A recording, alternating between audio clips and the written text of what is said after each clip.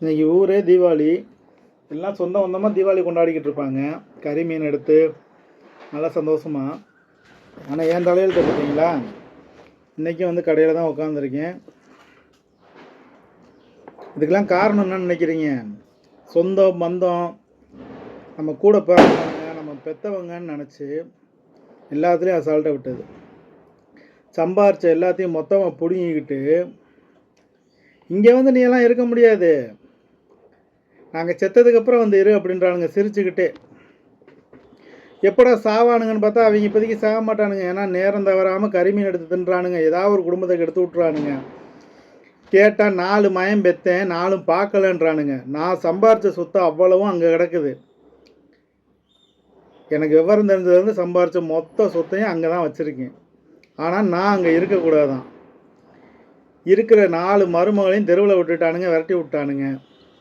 ஒரு மருமையன் அக்கா புருஷன் உயிரோடு இருக்கான், செத்து போயிட்டான்னு சொல்லி பணம் வாங்கி தின்னுக்கிட்டு திட்டுறானுங்க குடும்பத்தோடு உட்காந்துக்கிட்டு. ஆனால் என் குடும்பத்தில் மாதிரி நீங்கள் எங்கேயும் பார்த்துக்கிட்டு அவ்வளோ பெரிய ஃப்ராடு. நானும் ஃப்ராடு, நம்பர் 1 ஃப்ராடு. என்னை பெற்றது என் கூட பிறந்த ஒரு பொட்டை. அதுக்கப்புறம் என் கூட எனக்கு மூத்தையும் ஒருத்தன் இருக்கான். இருக்கிறதுல பெரிய 9 பையனாக வந்தான். ஆள் எருமாடு மாதிரி இருப்பானே தவிர வேறு எதுக்குமே உதவ மாட்டான். உழைச்சி திங்கிறதுக்கு வலிக்கும் அவனுக்கு. உழைச்சி ஒரு வாய் சோறு திங்க மாட்டான். ஆனால் அவனை நல்லவன் வானுங்க. 24 ஹவர் குடியார நாய், ஊரெல்லாம் செருப்படி வாங்குற நாய் இன்னைக்கு சொல்லுது நீ தான் குடும்பத்தை கெடுத்தேன்னு தானையே. அந்த நாய்க்கு அவ்வளோ உதவி பண்ணேன். இப்போ வெளில சொன்னால் வெளில வெக்க கேடு. காலில் போகிற செருப்பில் இருந்து நம்ம வாங்கி கொடுத்த நாய் நம்மளை கேட்குது ஒரு கேள்வி. கடைவாசலுக்கு வந்தான்னா இருக்கேன்னு சொல்லிட்டு பேசாமல் இருக்கேன். இன்றைக்கி வீட்டுக்கு போகிறேன். சரி எப்படியாவது நம்ம வாங்கின இடத்தோட பத்திரத்தை மட்டும் வாங்கினா கூட நம்ம ஏதாவது பொழைச்சிக்கலான்னு பார்க்குறேன். எல்லாத்தையும் பிடுங்கி வச்சுக்கிட்டு அவ்வளோ கேனத்தனமாக இருந்திருக்கேன். ஒரு பொருளை வாங்கும்போது கூட அதை நம்ம பேரில் வாங்கணுன்ற நினப்பு இல்லாமல் சரி நம்ம குடும்பம் தானான்னு சொல்லி செஞ்சதுக்கு நல்லா பண்ணுறானுங்க நம்மளுக்கு. நம்ம தலையெழுத்து அப்படி இருக்கு. என்ன பண்ண வீட்டில் இருந்தால் ஒரு மாதிரி இருந்தால் இங்கே தான் தூங்கணும். இன்னைக்கு இங்கே தூங்க வேண்டியதான். வீட்டில் இருந்தால் நிம்மதியாக இருக்க முடியாது. வாங்க, ஹேப்பி தீபாவளி. ஒரு நல்ல நாளைக்கு கூட நம்மளால் முடிஞ்ச வரைக்கும் அவங்களுக்கு எல்லாத்துக்கும் செஞ்சதுக்கு நம்மளுக்கு திருப்தியாக செய்கிறானுங்க. வருஷம் ஃபுல்லாக 2.5 வருஷம் ஆச்சு நான் என் வீட்டை விட்டு வெளில வந்து. ஆனால் மொதல் 1 வருஷம் வீட்டுக்கு தேவையான எல்லாமே நான் பார்த்துருக்கேன். அங்கே இருந்த வரைக்கும் அவங்களுக்கு தேவையான எல்லாமே அன்லிமிட்டடாக பண்ணேன். அதுதான் இப்போ நான் பண்ண தப்பு.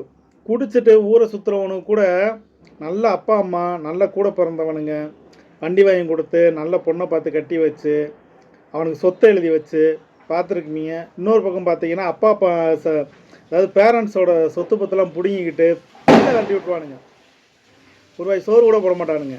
அவங்க காலில் விழுந்து கிடப்பானுங்க அந்த பேரண்ட்ஸு. ஆனால் இங்கே நான் சம்பாரித்த எல்லாத்தையுமே பிடுங்கி வச்சுக்கிட்டு இந்த எங்கள் அண்ணன் குடிகாரனை கூட வச்சுக்கிட்டு இன்றைக்கி நம்மளை வெளில வரட்டுறானுங்க. இப்போ இதில் என்ன பிரச்சனை தெரியுமா உங்களுக்கு? இதுக்கு சாட்சி இல்லாமல் போச்சு. சம்பாரித்தது எல்லாமே என் காசு, ஆனால் சாட்சி இல்லாமல் போச்சு. ஆனால் அக்கம் பக்கத்தில் இருக்கிறவங்களுக்குலாம் தெரியும் இந்த வீடு கட்டினது யார், அந்த இடத்த வாங்கினது யார், இதெல்லாம் யாருடைய உழைப்பு, அங்கே அந்த ஊரை சுற்றி இருக்க எல்லாருக்குமே தெரியும்.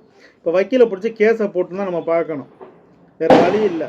அதாவது உழைச்சவன் நான் தெருவில் திரியிறேன், ஏமாற்றி பிடுங்கின சொத்தை வச்சுக்கிட்டு அவங்க வீட்டுக்குள்ளே உட்காந்துக்கிட்டு தெனாவட்ட கரிமீன் எடுத்து தின்னுக்கிட்டுறானுங்க. இவருக்கு இந்த அடியாள், இந்த எருமை மாடு வந்து இந்த அடியாள். இன்னைக்கு இருந்த இப்போ தான் தெரியுது ஏன் கொலையெல்லாம் நடக்குது அப்படின்றது இப்போ தான் தெரியுது. ஏன்னா எனக்கு விவரம் தெரிஞ்சதுலேருந்து உழைச்ச எல்லாத்தையும் மொத்தமாக நான் இழந்துட்டு நான் நிற்கிறேன். வெளியில் ஒத்தாலாக நிற்கிறேன். இவனுங்க எல்லாத்தையும் பிடுங்கி தின்னுக்கிட்டு உள்ளே இருந்துக்கிட்டு இங்கெல்லாம் வந்து நீ இருக்க முடியாது, நான் சம்பாதிச்சதில் நான் இருக்கக்கூடாதுன்றத அவளை தெனாவட்ட தைரியமாக பேசுகிறானுங்க. இது காரணம் என்ன தெரியுமா? நம்ம நாட்டில் சட்டம் சரியில்லை. ஏன்னா அவனுங்க போய் நின்ற உடனே 2 பொம்பளையாளாக இருக்குதுப்பா பாவம்ப்பா அப்படின்றாங்க எல்லாரும். ஆனால் அந்த 2 பொம்பளையாலும் பண்ணுற திமிருத்தனமும் அவ்வளோ சேட்டைகளும் நீங்கள்லாம் வெளில யாராவது விசாரிச்சிங்கன்னு வச்சுக்கோங்க, அதெல்லாம் குத்தியே கொண்டுருவீங்க. அவ்வளோ ஆத்திரம் வரும் கேட்குற ஆளுகளுக்கே. இப்போ வாழ்ந்துட்டுருக்க நம்மளுக்கு எப்படி இருக்கும்? இந்த 2.5 வருஷம் நாள் நிம்மதியாக ஒரு நாள் கூட நிம்மதியான தூக்கம் இல்லை. எல்லாம் நிறைய பேர் பார்க்குறீங்களா நீங்கள், நான் சிரிக்கிற சிரிப்புலாம் அதெல்லாம் வேறு. உள்ள அவ்வளோ வேதனைகளோடு இருக்கேன். சரி இன்றைக்கி முடிஞ்சிடும், நாளைக்கு முடிஞ்சிடும், நாளை கழித்து முடிஞ்சிடும், சாப்பிட்ற சாப்பாடு செமிக்க மாட்டேங்குது, நிம்மதியான தூக்கம் இல்லாதனால கண்ணெல்லாம் செவந்துக்கிட்டு எரிஞ்சுக்கிட்டே இருக்கும். அவ்வளோ வேதனையில் நான் தெரிகிறேன். குடிச்சிட்டு வந்து வாசலில் நின்றுக்கிட்டு பஞ்சாயத்து பேசுது ஒரு நாய். ஆனால் விடமாட்டேன். என் உயிர் போகிற வரைக்கும் அந்த சொத்தை நான் சம்பாரித்ததை என் பேரில் நான் வாங்காமல் நான் விடவே மாட்டேன். முட்டாத்தனம் பண்ணிட்டேன். வாங்கின சொத்தை என் பேரில் வைக்காமல் அந்த பத்திரத்தை கொண்டு போய் வீட்டில் கொடுங்கன்னு சொன்ன ஒரு காரணத்துக்கு அந்த பத்திரத்தை மாற்றிருக்கானுங்க. இதெல்லாம் எவ்வளோ பெரிய கிரிமினல் குற்றம் பார்ப்போம். ஒவ்வொரு நேரமும் சோறு திங்கும் போதெல்லாம் நொந்து போகுது எனக்கு மனசு. சொந்த வீடை விட்டுட்டு இப்படி அனாதையாட்டம் எங்கெங்கேயோ உட்காந்து சாப்பிட்றோமே, ஒரு நிம்மதி இல்லாத பொழப்பு இருக்கேன்னு அவ்வளோ நொந்து போய் தெரியுறேன் நான். நிறைய பேர் கேட்குறீங்க, என்னங்க முத வீடியோ போடுறதில்லன்னு. எங்கே வீடியோ போட முடியுது? இவ்வளோ பிரச்சனையை வச்சுக்கிட்டு வீட்டுக்கு போனால் அவ்வளோ தூரம் அந்த ஒவ்வொரு செங்கலையும் உழைச்சி அந்த ரத்த காயத்தோட ஒவ்வொரு செங்கலுக்கும் நான் அவ்வளோ வேலை பார்த்துருக்கேன். இங்கே வந்து நீ இருக்கக்கூடாது, இருக்க முடியாது, இருக்க விட மாட்டோம். ஆனால் என் குடும்பத்தில் மாதிரிலாம் எந்த ஒரு ஊர்லேயும் எந்த ஒரு நாட்டிலையும் நம்ம பார்க்க முடியாது. அந்த அளவுக்கு இருக்கிறது நம்பர் 1 ஃபோர்ஜரி எல்லாம் சேர்ந்து இருக்கானுங்க. என்னை பெற்றது 2, என் கூட பிறந்தது 2. இந்த 4 என்னைக்கு சாகுதோ அன்றைக்கி நிறையா குடும்பம் சந்தோஷமாக இருக்கும். ஏன்னா அவ்வளோ குடும்பத்தை கெடுத்து வச்சுருக்கானுங்க. ஏற்ற வீடு ஒருத்தவங்க குடும்பம் வந்திருந்தாங்க, ஒரு ஃபேமிலி, ஒரு பையன் ஒரு பொண்ணு, அவங்க அப்பா அம்மா 4 பேர். இன்றைக்கி ஒவ்வொருத்தவங்களுக்கும் இடம் வாங்கணும், வீடு கட்டணும்னா ரொம்ப கஷ்டமான ஒரு விஷயம். அவங்க அந்த இடத்த வாங்கி கட்டி வந்ததுக்கப்புறம் அவங்கள சண்டை போட்டு அந்த வீடை விற்க வச்சு ஓட வச்சுருக்கானுங்க. அப்போ எவ்வளோ பெரிய கிரிமினல் பார்த்துக்குங்க அவங்க. எனக்கு அவங்க மூஞ்சியில் பார்க்க பிடிக்காம தான் அங்கிட்டு போகாமல் இருந்தேன். இப்போ நான் செகண்ட் மேரேஜ் பண்ணி நிம்மதியாக தான் இருக்கேன். ஆனால் என்ன, நம்ம சம்பாரிச்சதை விட்டுட்டு போகக்கூடாதுன்னு சொல்லி நம்ம போய் நிற்கிறோம். இது ஒன்றும் அவங்க சம்பாரிச்சது கிடையாது, நான் சம்பாரிச்சது. அதை விடக்கூடாதுன்னு நான் பார்த்துட்ருக்கேன். ஆனால் அவங்க அதை அவங்க பேரில் மாற்றிட்டோன்ற தெனாவட்டில் திடுறானுங்க.